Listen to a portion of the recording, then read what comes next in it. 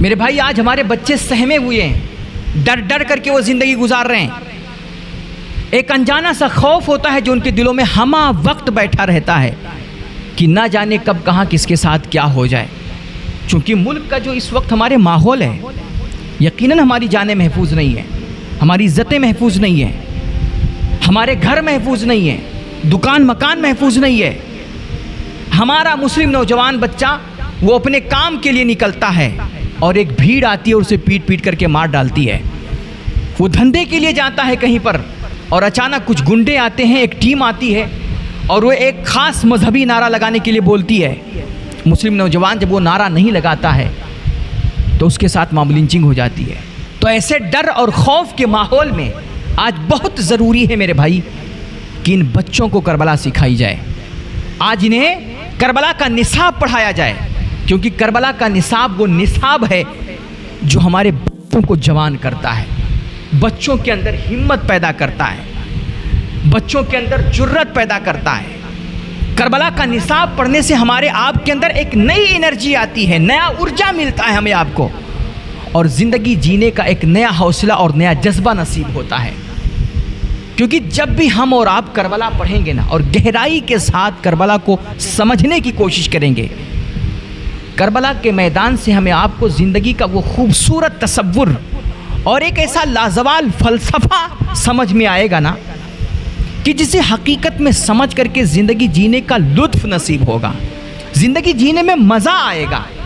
علامہ اقبال نے بڑے خوبصورت پیرائے میں اس کی ترجمانی کی ہے کہ کربلا سے زندگی کا جو تصور ملتا ہے، وہ تصور، اس کی ترجمانی علامہ اقبال کہتے ہیں کہ برطرز اندیش ہے سود و زیاں ہے زندگی، یعنی ہم اور آپ جو ہوتے ہیں وہ تو زندگی کو ظاہری نفع و نقصان کے پیمانے میں، ظاہری نفع و نقصان کے ترازو میں رکھ کر کے تولنا چاہتے ہیں، مگر علامہ اقبال کہتے ہیں برطرز اندیش ہے سود و زیاں ہے زندگی، ہے کبھی جاں اور کبھی تسلیم جاں ہے زندگی۔ یعنی کہ زندگی یہ صرف ظاہری نفع و نقصان، مادی نفع و نقصان کا نام ہرگز نہیں ہے، بلکہ کبھی اللہ کے لیے زندہ رہنا زندگی ہوتی ہے، اور کبھی اپنے رب کے نام پہ مر مٹنا، اس کے نام پہ سب کچھ لٹا دینا، یہ اصل میں ابدی زندگی کو پانا ہوتا ہے۔ اور اسی تصور کو اگر ہم قرآنی الفاظ میں ڈھالیں اور پیغمبرانہ زبان میں اس کو ادا کریں نا، تو معنی بنتا ہے ان صلاتی و نسکی و محیایا و مماتی للہ رب العالمین، کہ میری نمازیں، میری قربانیاں، حتیٰ کہ میرا جینا مرنا سب کچھ میرے اللہ کے نام پر۔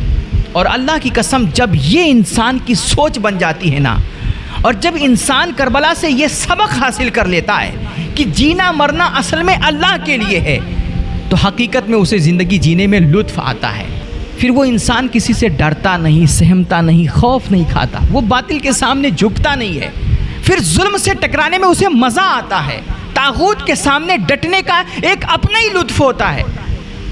اور اس وقت جب وہ ظلم سے بندہ اس طرح جب اللہ اور رسول کے لیے جب جینے کا تصور ہو، اور پھر بندہ جب کسی ظلم سے ٹکرائے، باطل سے ٹکرائے اور حق کے نام پر ڈٹے، اس وقت اگر اس کی موت بھی ہو جائے نا تو اس کی پرواہ نہیں کرتا ہے، اور ظاہر میں دنیا دیکھتی ہے کہ یہ انسان تو مار دیا گیا، کاٹ دیا گیا، اس کے بازو کٹ گئے، سینہ چھلنی ہو گیا، سر قلم ہو گیا، جسم کی بوٹیاں بوٹیاں بن گئی، انسان تو مر گیا، ختم ہو گیا۔ لیکن اللہ کا قرآن اعلان کرتا ہے لا تحسبن الذین قتلوا فی سبیل اللہ امواتا، کہ خبردار جو میری راہ میں شہید ہوئے ہیں، میرے نام پہ کٹے ہیں، میرے دین کی بلندی کے لیے جو شہید ہوئے ہیں، انہیں تم مردہ تصور بھی مت کرنا، مردہ گمان بھی مت کرنا، وہ تو زندہ و جاوید ہیں اور ان کے رب کی بارگاہ سے انہیں رزق ملا کرتا ہے۔ تو جب ہم کربلا کو پڑھتے ہیں اور گہرائی کے ساتھ اس کو سمجھنے کی کوشش کرتے ہیں نا میرے بھائی، تو ہمیں آپ کو یہ زندگی کا یہ خوبصورت تصور سمجھ میں آتا ہے کہ زندگی نام ہے اللہ کے نام پہ زندہ رہنا اور اللہ کے نام پر مر مٹنا، یہ اصل زندگی ہے۔ اور یہ جب انسان کی سوچ بنتی ہے اور یہ سمجھ آ جاتا ہے انسان کو نا، تو کہتے ہیں وہ انسان راجا ہو جاتا ہے۔ ہاں، پھر وہ عزت کے ساتھ، وقار کے ساتھ سر اٹھا کر کے اپنی آزادانہ زندگی جیتا ہے۔ آپ دیکھیے، آزادانہ زندگی کا ایک تصور ہمیں آپ کو مغرب بھی دیتا ہے۔ مغرب بھی ہمیں کہتا ہے کہ تم آزاد بن کر کے رہو. یہ دین، دھرم اور مذہب نام کی کوئی چیز نہیں. ہم کسی قانون کے پابند نہیں، کسی شریعت کے پابند نہیں ہے. انسان اپنی من مرضی کا مالک ہے، وہ جیسے چاہے جانوروں کی طرح زندگی بسر کرے. مغرب ہمیں آپ کو یہ تصور دیتا ہے، مگر یہ جو آزادی کا تصور ہے نا، یہ حقیقت میں آزادی ہے ہی نہیں. یہ اصل میں غلامی ہے. مادیت کی غلامی، نفس کی غلامی، خواہشات کی غلامی، عقل کی غلامی، دولت اور عمرہ کی غلامی. آزادی کا تصور جو مغرب دے رہا ہے وہ دراصل آزادی ہے ہی نہیں، وہ حقیقت میں غلامی ہے. لیکن کربلا جو ہمیں آپ کو آزادی کا تصور دیتی ہے وہ یہ کہ من بندے آزادم، عشق است امام من و عقل است غلام من، کہ میں بندے آزاد ہوں، میرا کوئی پیشوا کوئی مقتدا نہیں.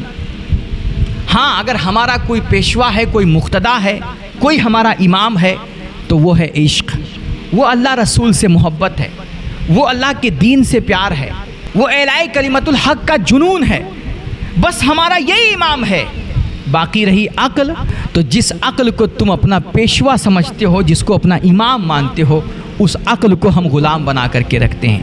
ہم اس عقل کے پیچھے نہیں بھاگتے، ہم نفس و خواہشات کی پیروی نہیں کرتے، ہم مادیت کے پیچھے دنیا کو للچائی ہوئی نظروں سے کبھی نہیں دیکھتے ہیں.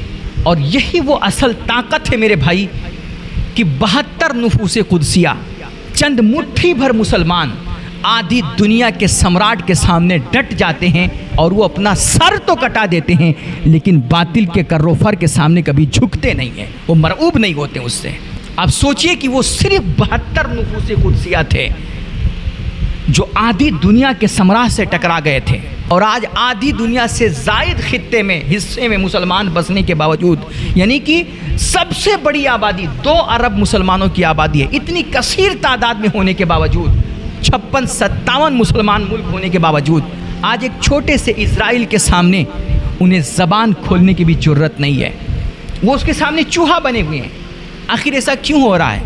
اللہ کے نبی علیہ الصلوۃ والتسلیم نے ارشاد فرمایا تھا کہ ایک زمانہ آئے گا کہ جب پوری دنیائے کفر میری امت پر اس طرح ٹوٹ پڑے گی کہ جیسے بھوکے دسترخوان پہ ٹوٹ پڑتے ہیں. میری امت پہ دنیا ٹوٹ پڑے گی، ان پہ بموں کی، میزائلوں کی برسات کر رہی ہوگی، ان کے بچوں کو مار رہی ہوگی، بزرگوں کو مار رہی ہوگی، مہلاؤں کو مار رہی ہوگی، ان کے زمینوں پہ قبضہ کر رہی ہوگی، ان کے گھروں اور بستیوں کو تباہ کر رہی ہوگی. پورا کا پورا غزہ اور فلسطین تہس نہس کر دیا جائے گا.